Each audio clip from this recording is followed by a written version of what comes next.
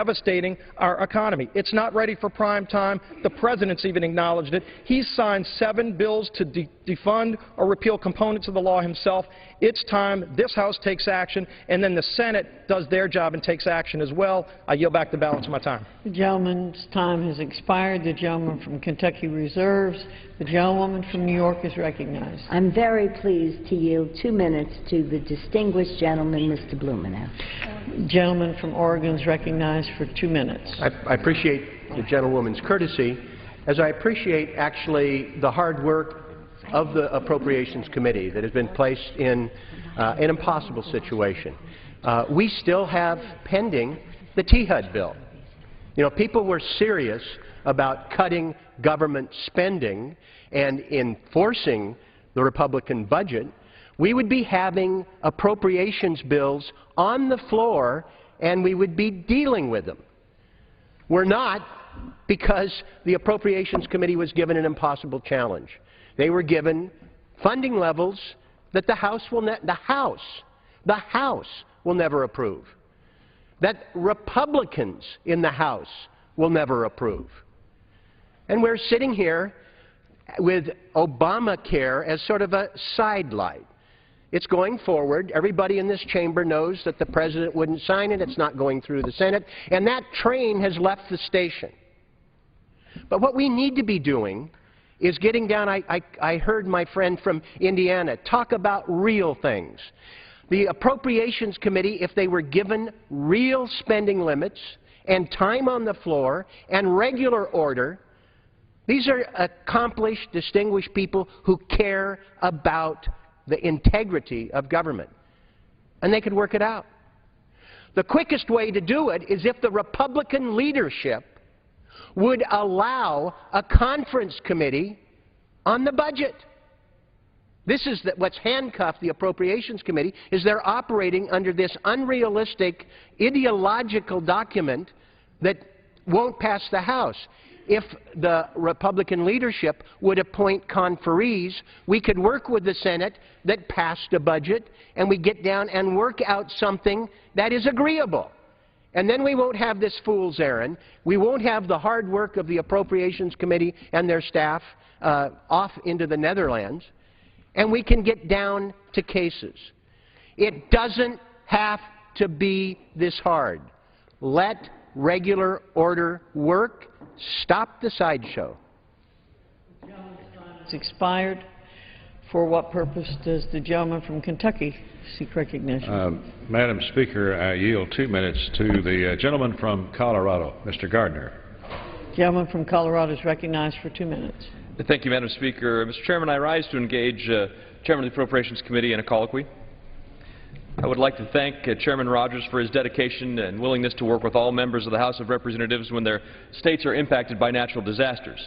You've been very receptive, and I appreciate your efforts. Right now in Colorado, we're currently experiencing a major flood. It's impacted 15 counties, crossing over approximately 2,000 square miles. Certain areas have received over 20 inches of rain. 19,000 homes have been damaged or destroyed, and the destroyed count is now above 2,000 homes. Many areas are still in crisis, and because of the vast devastation, the Federal Emergency Management Agency will be unable to provide an accurate damage assessment for at least 30 days. Additionally, the Colorado Department of Transportation estimates that costs could exceed the $100 million cap, which would exceed the state event cap on highway funds in the Disaster Relief Act. The tragedy and devastation caused by this severe flood necessitates a response from the federal government. I ask that the Chairman consider working with me and other members of the Colorado delegation to help our state recover and rebuild from this tragedy. Will the gentleman yield? I yield to the gentleman. First, I want to thank the gentleman from Colorado for all of his efforts to help Colorado through all of this turmoil, terrible disaster, and to recover from the flooding especially. I'm aware of the dire need to help Colorado and provide access to emergency resources, including access to emergency transportation dollars. And I look forward to working with the gentleman to address this important funding matter as quickly and expeditiously as possible. And I know I speak for all of the House when we say to the people of Colorado that our hearts are with you and our prayers are with you, and thank you for your great service. I yield back. I thank the Chairman for support. I yield back. The gentleman from Kentucky reserves. Good job. The gentlewoman from New York is recognized. I am pleased to yield 3 minutes to the distinguished member of the Appropriations Committee from Connecticut, Ms. DeLaura. The gentlewoman from Connecticut is recognized for 3 minutes. Batman, can you do the way of checking quickly whether you voted for Sandy? I rise in strong opposition to this cynical and misconceived funding bill designed to push us into a government shutdown. Yesterday, we saw this majority on a party-line vote rob food from the mouths of over 4 million low-income Americans, including children, seniors, and veterans. This resolution before us would only further punish American families and accelerate the majority's race to the bottom. In fact, the majority's leadership has been quite explicit about their intentions. They want to lock in the cuts that we have seen to education programs, health programs. They want to make those cuts permanent. That's their opening position. They've also been quite upfront that the only way they would mitigate against these cuts is in exchange for cuts to Social Security, to Medicare, and to Medicaid. And even though these deep cuts are producing harmful results all over the country, the majority wants to use them as leverage for further negotiations. It is about ideology, and it is just a game to them. People's lives don't seem to matter. Let me remind this body of what's happening all over America because of the across-the-board cuts. More than 57,000 children are losing access to early learning through Head Start. Over 1 million of our most disadvantaged children at thousands of schools across America would lose access to the support they need to provide the instruction that they need. Already overburdened state, local education agencies are being forced to pick up a higher share of the cost for educating more than 6 million students with special needs. And over 30,000 kids are losing access to child care, putting their parents' job and their family's economic security even more at risk. Hundreds of thousands of unemployed adults, veterans, seniors, and dislocated workers are losing access to job training programs. The biomedical research that saves lives and cancer, diabetes, autism, that research is being curtailed. I'm a cancer survivor.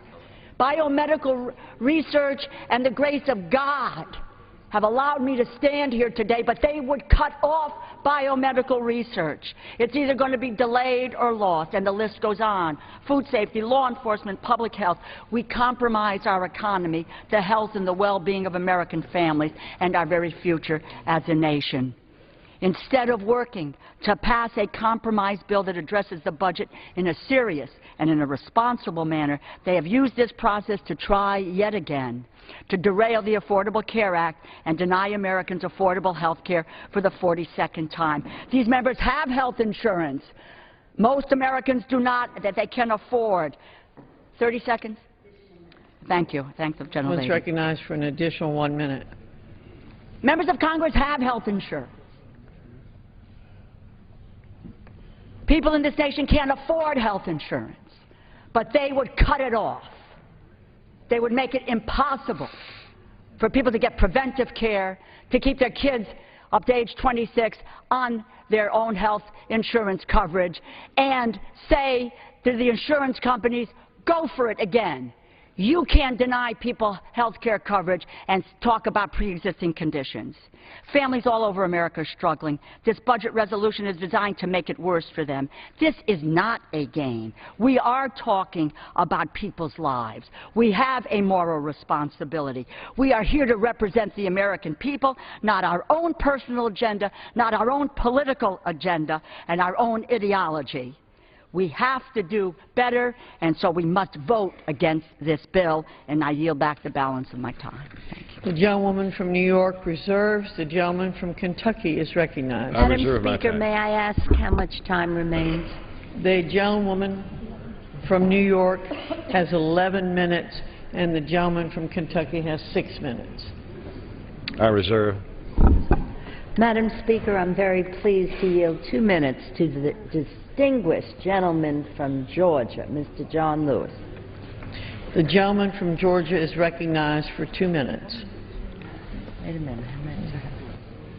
Madam Speaker, I want to thank my friend and my colleague for yielding. Madam Speaker, this is unbelievable. I cannot believe we are here again with so much to be done, so much good that we could do. This Republican Congress wants to stop the country to deny the people the chance to see a doctor. How many times are we going to do this? What is next? Medicare, Medicaid, Social Security. This is not right. It is not fair. It is not just. Madam Speaker, the voters have spoken. The Supreme Court has ruled. The Affordable Care Act is the law of the land. It is constitutional. It is compassionate. It is what is right. It is what is necessary. So much progress has been made. Young people can stay insured under their parents. More people will have coverage. Coverage to help them see a doctor when they need to. Coverage that covers. The American people are counting on us. We must fulfill our constitutional responsibility to fund the federal government. We must keep the promise of health care to the American people. We will not go backward. We'll come too far, and we cannot turn back. Madam Speaker, health care is a right. It is not a privilege for the wealthy. Every citizen of the United States should be able to see a doctor when they need to. Every single one. This is a resolution that will stop that. It is not the American way. It is not the America that we believe in. We should care for each other. We should look out for one another. We are one family, one house, the American house, and we should put the roof down on our head. We should not pull the roof down on our head to win political promise or points. Vote no on this backward bill. Vote for what is right, for what is fair and just. The gentleman's time has expired. The gentleman from Kentucky is recognized. I reserve. The gentleman from Kentucky reserves. The gentlewoman from New York is recognized. I am pleased to yield 1 minute to the distinguished leader, Ms. Pelosi from California. The gentlewoman from California is recognized for 1 minute. Thank you very much, Madam Speaker. Madam Speaker, I come to the floor in many ways as a mother. As a mother concerned about the children of America, as a grandmother concerned about all of America's children, but as a mother who steps into this chamber to say, this place is a mess. Let's get our house in order. We are legislators. We have come here to do a job for the American people. And that job means we have to make the government run for the good of the people. We are not here to expand government, but we're not here to eliminate government. If the idea is to limit government, let's work together to do that. But what is brought to the floor today is without a doubt, a measure designed to shut down government. It could have no other intent. Its purpose is clear. And if our colleagues on the Republican side deny that, then they have no idea of the gravity of the situation, to quote the Music Man, of the trouble that is contained in this resolution today. It is a wolf in wolf's clothing. The underlying bill to shut down government, the CR, is reason enough to object to it, because that bill will cost at least 1 million jobs in the course of the next year. It will cost 1 million jobs. It will not only do that, it will cut our investments in the future, in education, in biomedical research. The National Institutes of Health has the biblical power to cure. Where there's scientific opportunity, we have a moral obligation to meet that scientific obligation with the resources, to respect the talent, the intellect, the God-given intellect of the science to cure. And what do we do in this bill? Say no. We cut that. Doing serious damage to science, to health, and not only that, to our competitiveness as a nation. It's a vote that guts those investments, and not only that, if the underlying bill were not bad enough, if there were not reason enough to say, no, are you kidding, no, then they cloak it in wolf's clothing in saying, in their view, that they're going to defund the Affordable Care Act. And you know what that's about? That's simply about putting their friends, the insurance companies, back in charge in medical decisions for your families. But it goes farther than that. If that were not bad enough, it slashes the strongly bipartisan children's health insurance program by 70%, effectively eliminating an initiative that provides much-needed health to millions of low-income children. I remind my colleagues that that bill passed the United States Senate in a bipartisan way with a veto-proof majority. A veto-proof majority. But that's not good enough for you. You've got to slash it by 70% to harm those children once again this week. It wreaks havoc on the health care for our seniors by disrupting provider payments for Medicare and Medicaid. Either you don't know what you are doing, or this is one of the most intentional acts of brutality that you have cooked up with stiff competition for that honor. It cuts billions of dollars, again I say, from the National Institutes of Health, delaying important research and denying medical breakthroughs for future generations. Democrats have a responsible proposal that balances, that reduces the deficit under the leadership of Chris Van Hollen, our ranking member on the Budget Committee. It reduces the deficit in a responsible way, ends the devastating across-the-board cuts of the sequester, and it makes investments in the future and keeps government open, as opposed to this bill intended to shut government down. Keeps government open and working for the American people. I know my colleague, Mr. Hoyer, has been very vocal on this subject, and he will quote some Republicans and what they have said about this. So don't take it from us. Take it from you, Mr. Chairman, that this bill, well, I'll leave Steny to have the exact quote, does not enable us to do the work of government. I urge a no vote on this continuing resolution. It's a terrible proposition for our families and our communities and our country. It's always time for us to work together to help ensure, not endanger, the economic security and prosperity of the American people. I urge my colleagues to vote no and yield back the balance of my time. The gentlewoman yields back, and the gentleman from Kentucky is recognized. Madam Speaker, I yield 1 minute to the distinguished Majority Leader of the House, Mr. Cantor of Virginia. The gentleman from Virginia is recognized for 1 minute. Thank you, Madam Speaker, and I want to thank the gentleman from Kentucky, the chairman of the Appropriations Committee in the House, for his leadership bringing this bill forward. Madam Speaker, I rise today in strong support of this measure, providing for the continuing resolution. Madam Speaker, today millions of Americans across this country are struggling. They're struggling to find good-paying jobs, and they're struggling to pay their bills. And their frustration with government continues to grow. These Americans, these hard-working middle-class Americans, are counting on their elected representatives to show leadership during these hard times. This continuing resolution will keep the government funded at its current level without increasing spending on the discretionary level while Congress finishes working on a real budget.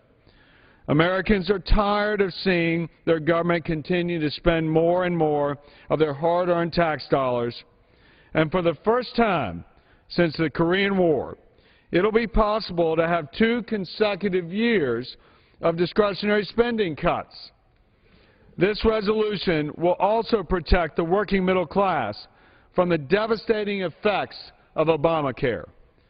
Each week, we hear stories about how both major employers and small businesses are cutting back benefits and cutting back hours. The President's health care law is turning our full-time economy into a part-time economy. Even the heads of major unions, who were once so supportive of Obamacare, want to see this law drastically changed to avoid further, quote, nightmare scenarios, unquote. Let's defund this law now and protect the American people from the economic calamity that we know Obamacare will create. Americans back home are fighting for their families, and we in Congress were sent to Washington by our constituents to fight for them. They have put faith in their leaders to do what's right. For this entire Congress, the House has led on restoring faith in our economy and trust in our government. We should pass this continuing resolution so the Senate can finally begin to do the same. Again, I'd like to thank the gentleman from Kentucky, the chairman of the Appropriations Committee, Hal Rogers, for his work on this measure, along with the help of the gentleman from Louisiana, the Republican Study Committee, Chairman Steve Scalise, for their hard work on the issue, and I urge my colleagues to support this resolution. The gentleman from Kentucky reserves. The gentlewoman from New York is recognized. I am very pleased to yield 3 minutes to the distinguished whip, Mr. Steny Hoyer from Maryland. The gentleman from Maryland is recognized for 3 minutes. I thank the gentlelady for yielding. Madam Speaker, today we are considering a measure to fund government only if the Democratic Senate and Democratic President will agree to dismantle the health care reform law that will help millions of Americans access quality, affordable care. That isn't going to happen, and it is a blatant act of hostage-taking. The Republican CR also lays the groundwork for a default on our debt, an unthinkable act, by instituting a pay China first provision. And it fully embraces the dangerous and irrational policy of sequester. This bill enshrines and confirms the descent into an economy-destroying, national security undermining, and ineffective rendering of the government that our country and our people need.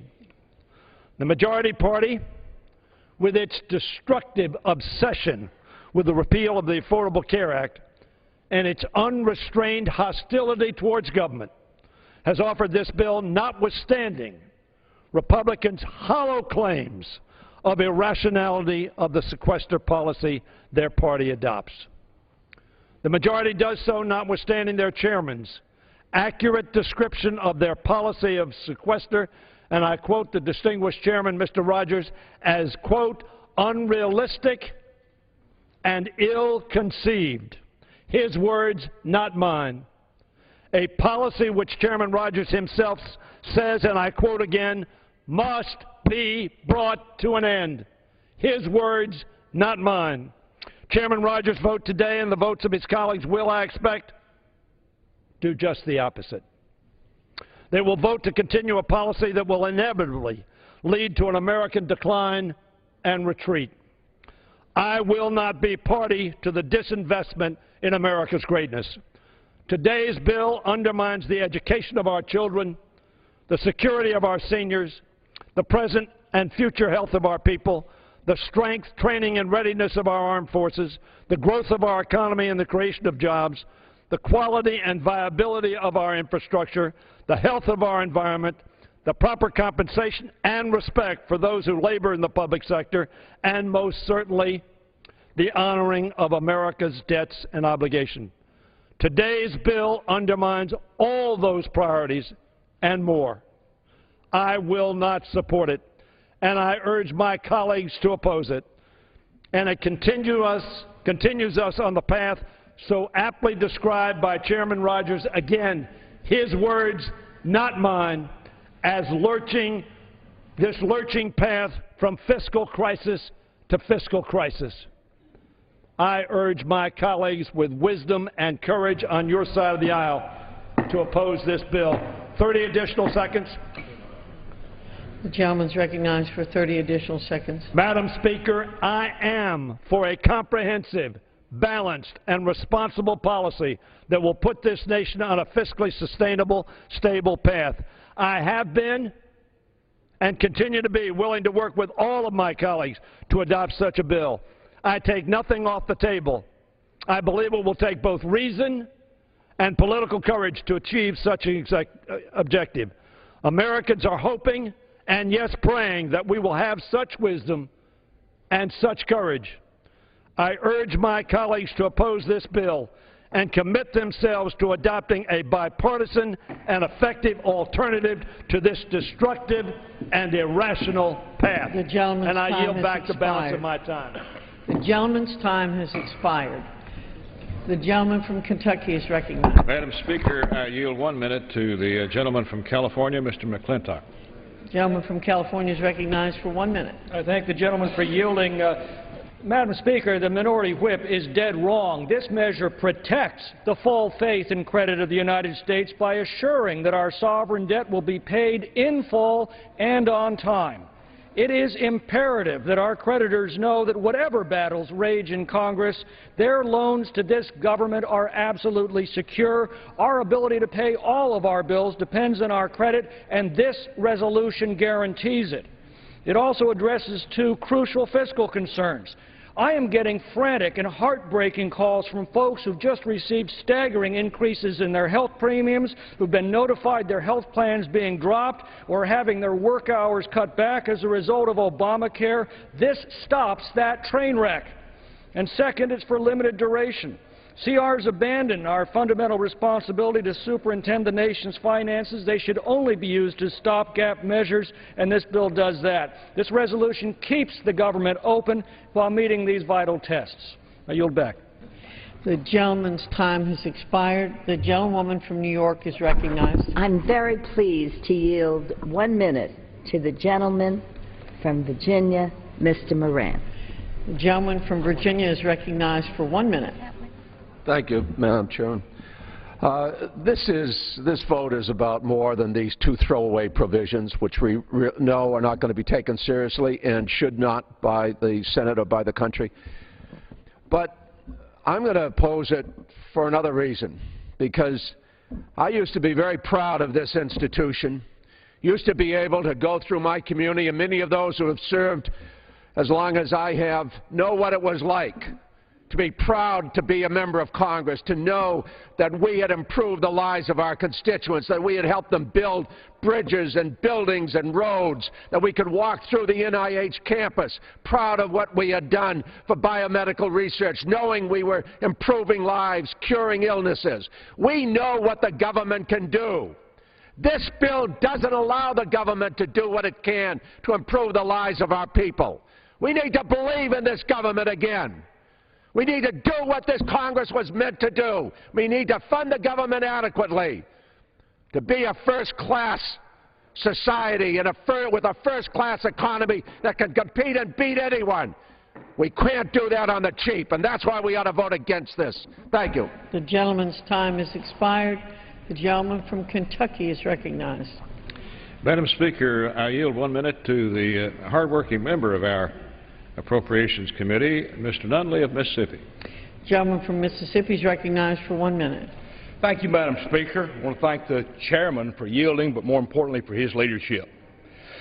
The people sent me to Congress to help preserve liberty for future generations by limiting government and growing the economy.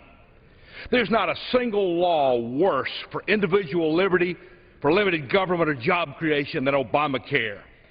We must get rid of Obamacare and replace it with a system that provides choice, lower cost, and puts patients in charge of their health care decisions. Today, we're standing up for our principles, our constituents, and for Americans. We will pass this bill today out of the House, and I encourage my conservative colleagues in the U.S. Senate to take up this fight and stand with us to make sure we defund Obamacare. I yield back the balance of my time. Gentleman from Kentucky reserves. The gentlewoman from New York is recognized. I'm pleased to yield 1 minute to this distinguished gentlewoman from the District of Columbia. Gentlewoman from the District of Columbia is recognized for 1 minute. I thank my friend for yielding. All of us are trying to keep the government open, yet the federal government in the moment is engaged in contingency plans in case of a shutdown. So is the District of Columbia, because its budget is here. This local budget, this balanced $8 billion in local funds right here, because the Congress requires it to come and hasn't freed the D.C. budget. 3,000 hours and $131,000 is what it cost us in 2011 to prepare for a shutdown. When Speaker Newt Gingrich was the Speaker of the House, he worked with me to keep the District of Columbia open even as the federal government closed down. Because one thing is clear, the only thing worse than closing down the United States government is closing down an innocent bystander with not a dime in this fight, the capital city of the United States. Free the district. Free the budget of the District of Columbia. Don't close down the nation's capital. Time has expired. The gentleman from Kentucky is recognized. Might I inquire, Madam Speaker, as to the time remaining? The gentleman from Kentucky has 3 minutes remaining. The gentlewoman from New York has 2½ minutes remaining. Madam Speaker, I yield 1 minute to the gentleman from Nebraska, Mr. Terry. Gentleman from Nebraska is recognized for 1 minute. Madam Speaker, the evidence is very clear that Obamacare is actually hurting people. In the last week, I've heard from several constituents like Mike, Jim, and Kathleen, who told me that they recently received their notice that they no longer have their insurance policy and must go into the exchange. And upon exploring that, found out that their policy in the exchange will cost anywhere from 50% to 100% more and have higher deductibles and co-pays. They're not sure of what plan they can go on. They're not sure what the totality of the benefits and cost will be. Kathleen is on a fixed income and is older, and she may have to have a policy with coverages that she doesn't want or need. I hear their heartbreaking stories like this from my constituents in the metropolitan Omaha area. These are just 3 real-life examples of how Obamacare is truly hurting people and squeezing them. I want the Senate to join us in acting on eliminating, defunding Obamacare. Let's start over in a real bipartisan way and really help folks get the health care they need. The gentleman's time has expired. The gentlewoman from New York is recognized. Madam Speaker, how much time do I have remaining? The gentlewoman from New York has 2½ minutes remaining. Madam Speaker, I yield myself the remaining time. The gentlewoman is recognized. Madam Speaker, the American people are counting on us to do our jobs, to work together, to create jobs, to keep the government open and to keep the economy running. This is not the time or the bill for relitigating health reform or for holding up the administration's ability to protect the full faith and credit of the United States of America. With the great suffering in the wake of another natural disaster in Colorado, and my heart goes out to all those families who've lost lives, who've lost loved ones, who've lost property. This is not the time, my friend, to limit the ability of the United States of America to give relief to those losing loved ones, homes, and livelihood. Republicans refuse to work together with the Senate and the White House to bring a constructive piece of legislation to this floor today. Instead, we consider a bill we know is destined for failure in the Senate and would be vetoed by the White House. For months, the majority has failed to lead. They have refused to appoint members to work with the Senate on a top-line spending number. They can't even pass their own spending bills in this chamber. And we remember how the very important Transportation and HUD bill had to be pulled off the floor because they couldn't find the votes. And today, they risk halting government services, functions vital to the American people and our economy, even when their own appropriations chairman, my friend Mr. Rogers, has said we should end the sequester, find a balanced plan forward just days before the end of the fiscal year. They're still playing political games. I urge my colleagues to oppose this bill, support the responsible replacement of the sequester with a balanced plan to create jobs and keep our economy moving. I know we can do it, and I would be pleased to be part of that partnership with the chair, Mr. Rogers. The gentlewoman's time has expired. The gentleman from Kentucky is recognized for 2 remaining minutes. I thank the Speaker. Madam Speaker, we are doing a CR even though the Appropriations Committee on the House side passed 11 of the 12 bills through the committee, 4 of them across the floor of the House, and the remaining ones waiting for floor time as we've run out of time.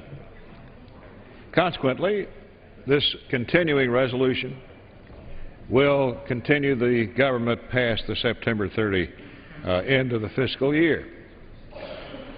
Now, we were unable to pass the appropriations bill singly on the floor because of lack of floor time, but also because the House and Senate never agreed to an overall number to which we could mark. Consequently, we were not able to bring those bills out because of that limitation. With this CR, until December 15th, if we are given a number common with the Senate to which we need to mark the individual 12 bills, we will do so. This is a hard-working committee. We are pragmatists. We know that we have to pass bills to fund the government. Thus, this bill. Now, if we were intending to close down the government and shut it down, we wouldn't be here with this bill. We would just sit there. But this is an effort by the majority party in the House to continue the government and avoid a shutdown while we work out the differences on these funding bills for fiscal 14.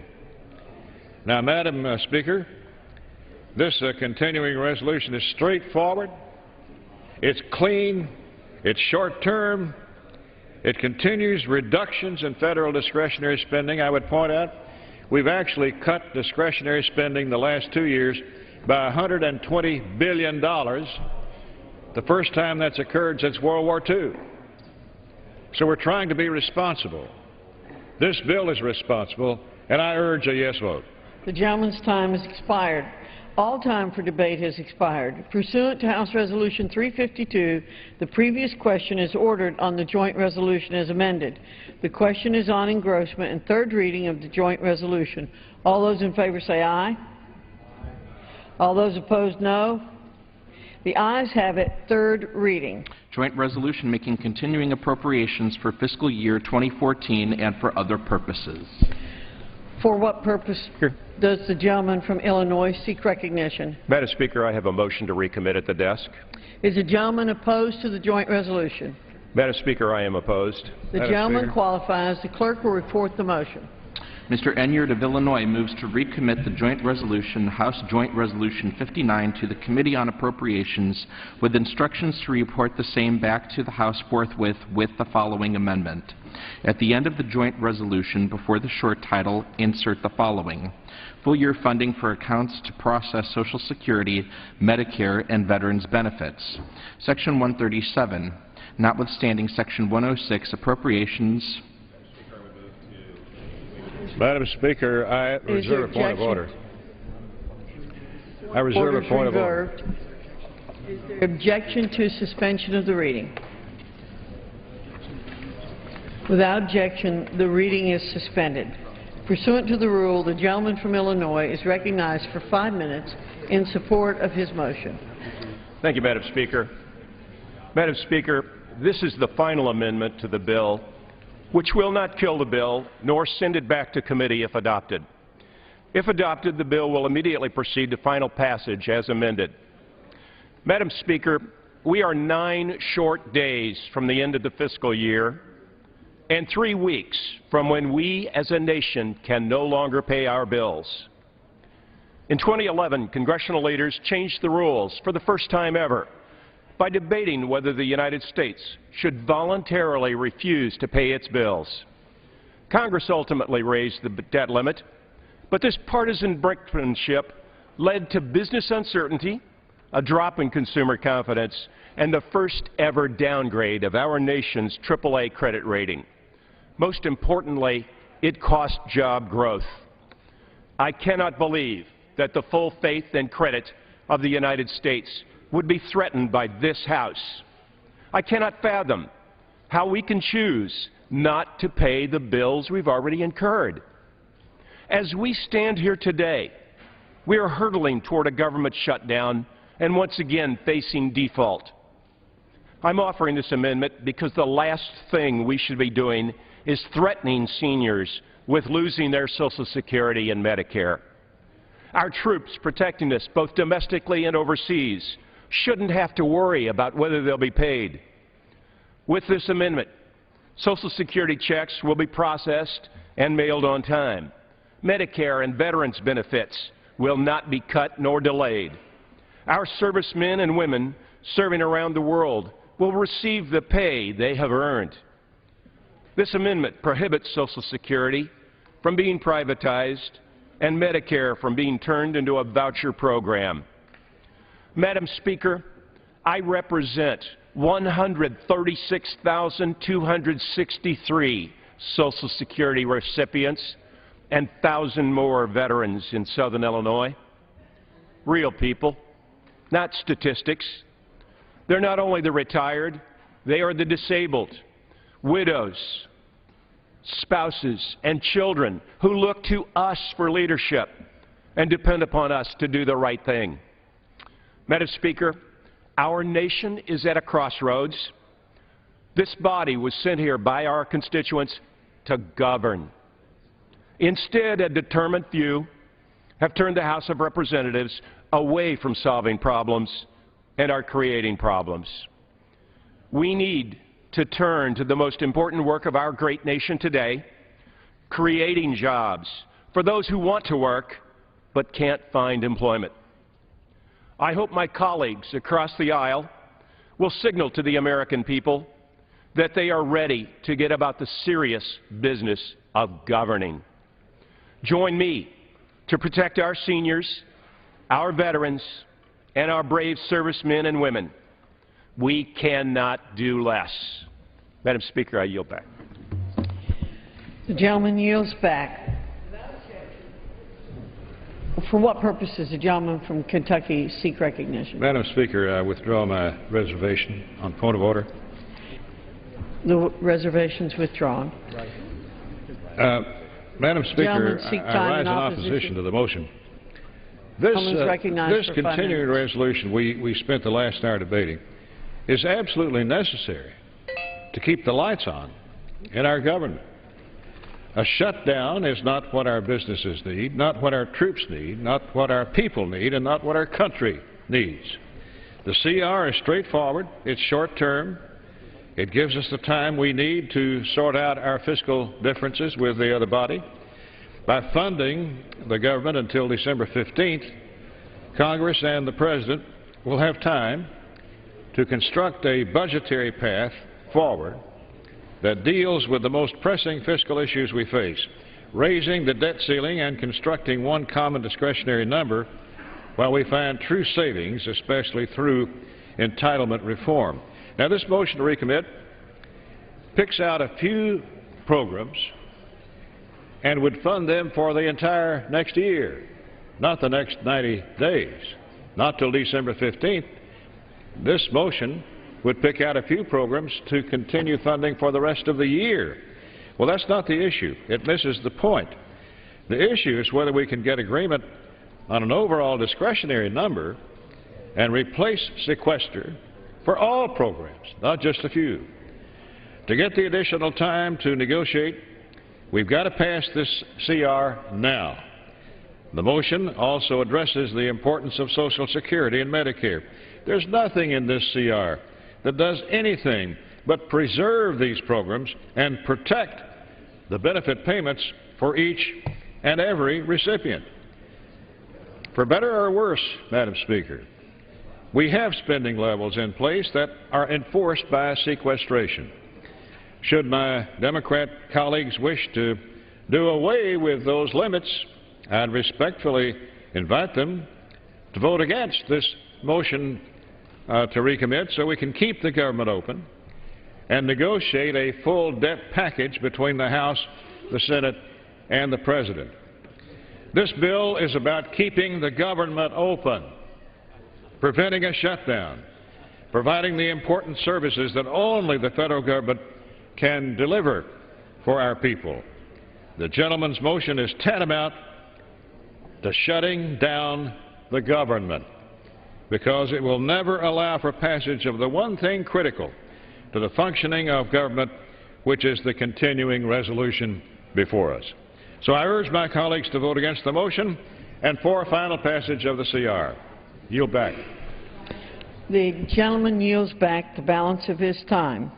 Without objection, the previous question is ordered on the motion to recommit. The question is on the motion. All those in favor say aye. Aye. Those opposed, no. No. The noes have it. The motion is not agreed to. Madam Speaker, I ask for yeas and nays, please. The yeas and nays have been requested. Those favoring a vote by the yeas and nays will rise. A sufficient number having risen, the yeas and nays are ordered. Members will record their vote by electronic device. Pursuant to Clause 9 of Rule 20, the Chair will reduce to 5 minutes the minimum time for any electronic vote on the question of passage of the joint resolution. This is a 15-minute vote.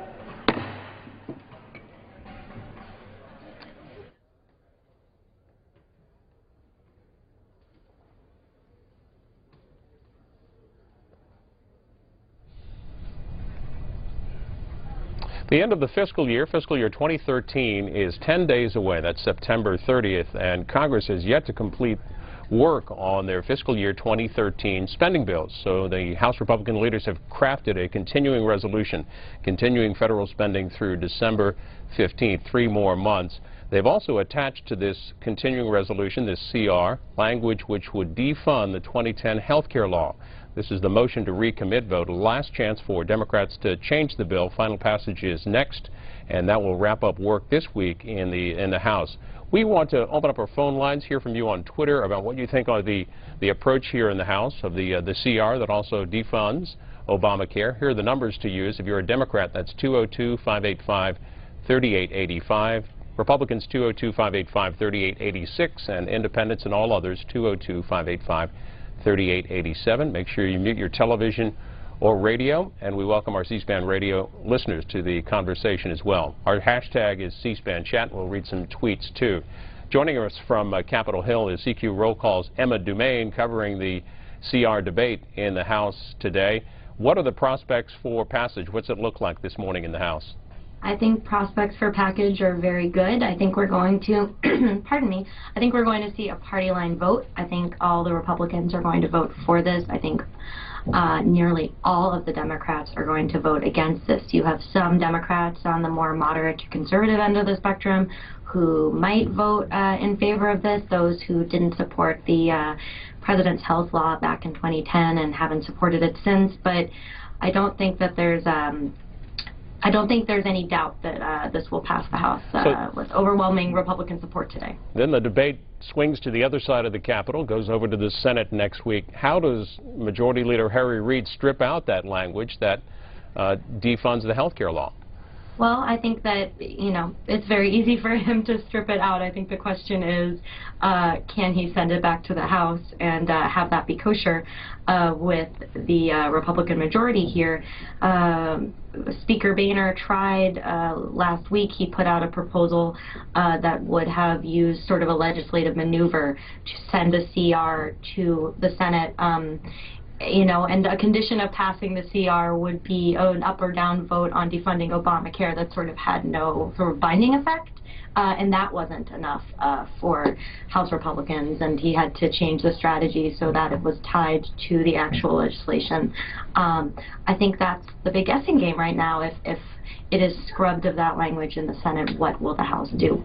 If you had to look a week from today, next Friday, with the end of the fiscal year really upon us, what do you think the situation will be? I think conventional wisdom is that they're going to get a CR, they being the House. I think conventional wisdom is the House will be getting a continuing resolution that is quote-unquote clean, which is what we talk about when we talk about no policy riders, no defunding for Obamacare, that holds at the current sequester levels of just below $988 billion. I think what we're going to see then actually is maybe some of the pressure shift over to Democrats. Right now it's very easy for Democrats to vote against anything that defunds their president's health law. I think you have a lot of Democrats who have been saying they're not going to support any continuing resolution that maintains the sequester even at $988 billion. And they're going to be faced with a choice whether they stand firm against sequestration and vote against legislation that's needed to keep the government afloat. Lastly, we heard of a meeting this morning, a 9 o'clock meeting with the Republican conference talking about next week's discussions on the debt ceilings. Are Republicans likely again to attach defunding language to that when it comes up? They are. I actually was outside that meeting this morning catching members as they left. They sort of have rattled off the list again of wants and gets they think they can get out of any bill to raise the debt ceiling later this year. One of them is defunding Obamacare for a year. I think that's how they're talking about it, delaying the implementation of Obamacare for a year. Also talking about giving the green light for the Keystone Pipeline, something that's been very controversial, still ongoing fight between Congress and the administration. The other thing that came up is the beginnings of a rewrite of the nation's tax code. Those are just some of the things that Republicans want in any deal to raise the debt ceiling. Of course, the complication there is that Democrats, backed by President Obama, have said we will not negotiate on the debt ceiling. So they're expected to bring a proposal to the floor next week. When we come back on Wednesday, everyone's expecting us to be here over the weekend. So something, you clear your calendars now. And we're in for another fight, it looks like. Emma Domain, you can read her reporting at rollcall.com and follow her on Twitter. Thanks for the update. Thanks for having me. And we want to hear from you, your thoughts on the continuing resolution, the end of the fiscal year here on Capitol Hill. Let's go to Kevin in Syracuse, New York. He's on our Democrats line. Yes. Why Republicans need to do a shutdown right now? It's kind of weird. I'm on Social Security, and that's all I live off of. It's goddamn ridiculous what they're doing to people. All right, Kevin. Wayne is in Columbia, South Carolina. He's on our Republican line. That's not Wayne. Wayne is right there. Wayne in South Carolina. Hi. Hi. This is absolutely shameful. This is something completely horrific that I'm watching slowly unfold. How dare I almost can't fathom how shameful this. I've been out of work for more than 6 months. Had my governor expanded Medicaid, I might be able to qualify for health care. And it's just shameful, like watching them come to this vote to shut down the government and trying to deny more people access to health coverage. I mean, at least something on the order of 15,000 people in South Carolina alone die every year because they do not have adequate access to health coverage.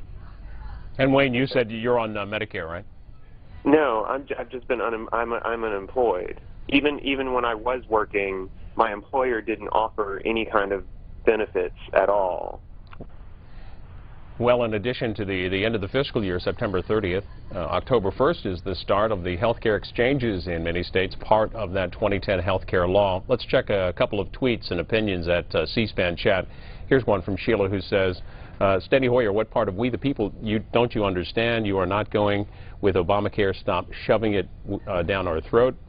Lisa says Republicans are committing political suicide. They take away food stamps one day, shut down the government the next. She's talking about the food stamps vote yesterday, which cut the program by $40 billion over 10 years. Don Smith says Obamacare is the greatest American job killer, and effort to drag us from capitalism to socialism must be stopped. And one more, Barbara says, lies, lies. Obamacare has already helped millions and will help millions more. You just fear how people are going to love it. It's C-SPAN chat, the hashtag. Michael is in North Carolina, Smithfield. He's on our Democrats line. Hi, how's it going today? Fine, Michael. Yes, sir. I just don't understand why in the world is Republican majority Congress, it keeps doing all this foolish stuff, and I just don't understand why they want to keep trying to repeal Obamacare, and they know good and well it's not going to fly nowhere in the U.S. Senate. And why can't we just come together with a compromise and pass real good jobs legislation instead of worrying about Obamacare? Well, the Senate is out until Monday. Back on Monday, it's likely we'll see some votes, some initial votes anyway, beginning on Tuesday of next week. Here's Port Charlotte in South Carolina. Port Charlotte, South Carolina. Rhonda? Rhonda, yes. Make sure you mute your television or radio and go ahead with your comments. Yes, this is Rhonda, and I'm an independent. I'm going to put you on hold there, Rhonda. Just make sure you mute your set. Patty is in Cincinnati. She's on our Republican line. Good morning. Go ahead. Yes. Good morning. I am a senior citizen, and I'm outraged, and I equate the Tea Party as one of the most subversive, radical groups in the United States. I equate them to be just like Kim Jong-il over in North Korea, who doesn't want to feed his people or give them rights. I also equate them to the Taliban, who just wants to shoot everybody and get rid of them. And what they're trying to do is they're trying to undermine our country and the rights of people to get the help they need. And I thank you for taking my call. I am really, really angry. Well, provided that the bill passes the House today, obviously the next action is in the Senate. One of those senators supported by the Tea Party is Ted Cruz of Texas. A tweet here from Frank Thorpe, who is a producer for NBC. He tweets comments from Peter King. Peter King on today's CR vote. Quote, hopefully it will be a major step in letting people know that Ted Cruz is a fraud. That's Frank Thorpe, a reporter, producer for NBC on Capitol Hill, quoting Peter King, a Republican from New York. Here's what Ted Cruz had to say about the bill coming to the Senate. He spoke to reporters yesterday, also gathered with other House Republicans. Right now, I will do everything necessary and anything possible to defund Obamacare. Filibuster? Yes, and anything else, any procedural means necessary. Listen, this is the most important fight in the country, and it's easy to focus on the political back and forth. Listen, this is going to be an iterative process. In all likelihood, it's not going to be a single-shot CR and everything's resolved and done. As soon as the House passes this into law, it's going to be in Harry Reid's court. And he may well be able to hold his 54 Democrats to not listen to the American people, to threaten to shut down the federal government, to deny American families the same special treatment that big corporations and members of Congress are getting. But if that happens, then it's going to go back to the House of Representatives. And what we need to do is we need to be making the case every day in every way to the American people, not about the petty political bickering. Americans don't care about petty political bickering in Washington, but on the substance. Ted Cruz, from yesterday, back to your calls on the continuing resolution. This is the short-term spending bill which would fund the federal government past September 30th through December the 15th, and also defund the 2010 health care law. Good morning to Helen, who's in Halethorpe, Maryland. Hi there, Helen. Hi. I'm 81 years old. I have never seen our government like this. The only thing I can say is when Obama came in, all the hate started. I have never seen our country with so much hate. That is why all these guns are going off. It's too much hate. And another thing, why do they have to take all this vacation? If they got all these bills to do, why don't they stay for the weekend and do them? That's what they used to do years ago. I am really disgusted with my government. Thank you for having me.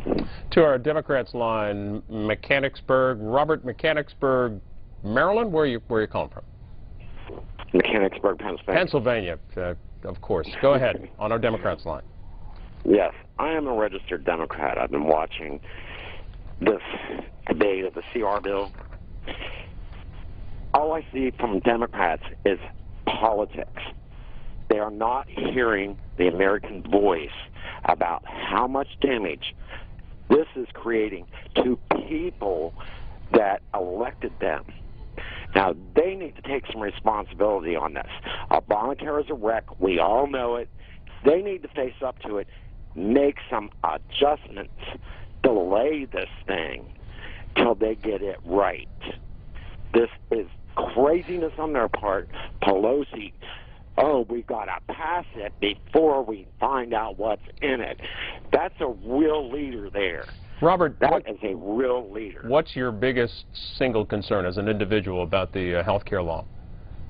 Health care law is a drag on the economy.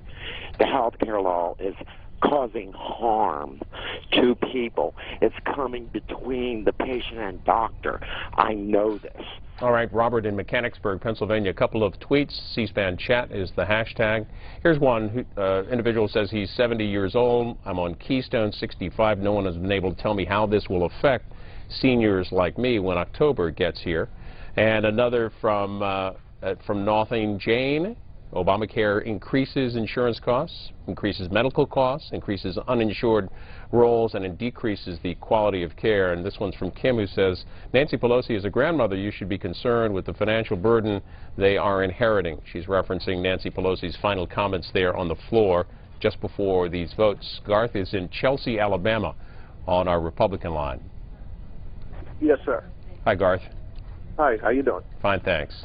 I'm just calling. I'm proud of what the House is trying to do here. They're not trying to defund the government. They're willing to extend it so Social Security, the military, and the important stuff is all being paid. But they're also trying to stop what the majority of the American people don't want with Obamacare. You know, people are not going to be, people that can't afford insurance right now, they haven't explained how they're all of a sudden going to be able to afford insurance with Obamacare when the rates are going up and everything, and they're still not working. So I don't understand how this is beneficial to the majority of the American people, and most of the people I know, Democrats and Republicans, aren't for this. They don't want the government to stick their nose into health care, just like they have with almost everything else they've touched. It's gone bad. Well, just to let you know, too, Garth and others will be covering a rally on Capitol Hill. Republican leaders, the Republican conference is reportedly holding a rally after the vote. We'll have coverage for you, live coverage if we can, here on C-SPAN, and certainly live coverage at cspan.org. You can see the clock has run down on this vote. This is the motion to recommit vote. Still 162 members yet to vote, and the final passage vote is coming up next. So we'll continue with a few more of your calls. Earl is in Valley View, Texas. He's on our independent line. Hello, I'd like to make a couple quick comments. Yes, sir. I called my representative, Mr. Thornberry, yesterday, and I asked him what are people without insurance supposed to do when they get sick. He told me to go to the emergency room. Then when I asked him, what if you have a part-time job and you can't get insurance, he told me to go get a full-time job.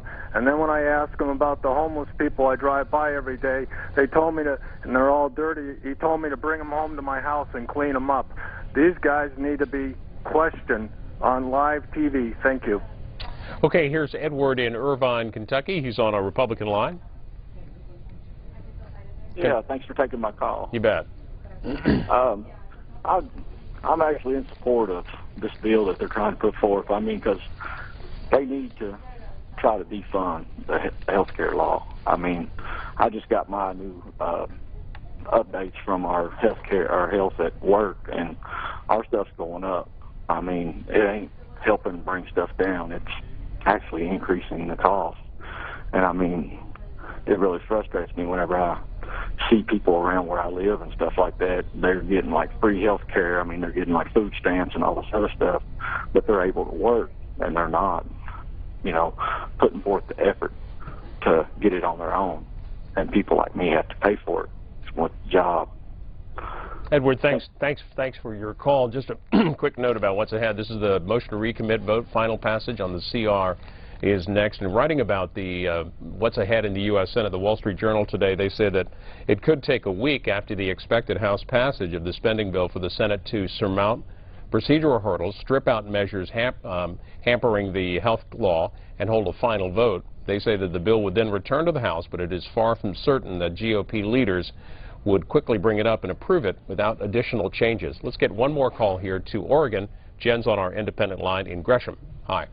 Hi, good morning. Morning. I'm totally against Obamacare. This is the Republic of the United States of America. The people should have voted on this because obviously in Oregon we have too many left loons, and they seem to think that they know what's best for us. They're not voting what their constituents are telling them.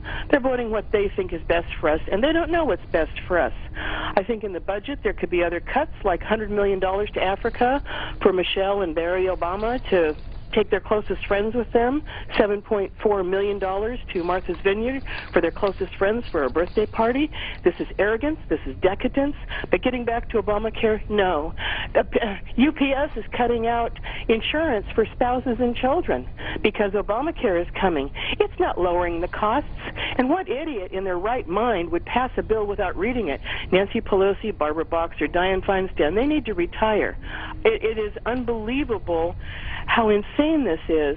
The people don't want Obamacare, but President Obama is not listening. He doesn't care about the American people. All he right. will go down as the worst president in the history of the United States. That's Jen in Oregon. We thank you for your call, all your calls too, and the conversation continuing online with the hashtag C-SPAN chat for those of you on Twitter. This is the motion to recommit vote. Final passage on the continuing resolution is next.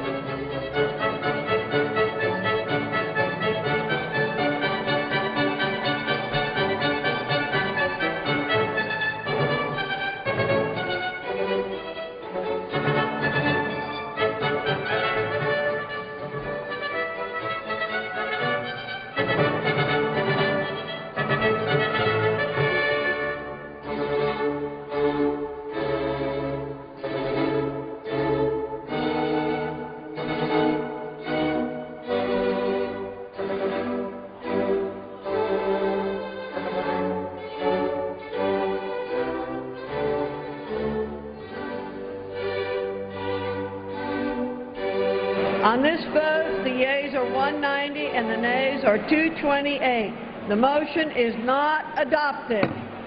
The question is on passage of the joint resolution. Those in favor will say aye.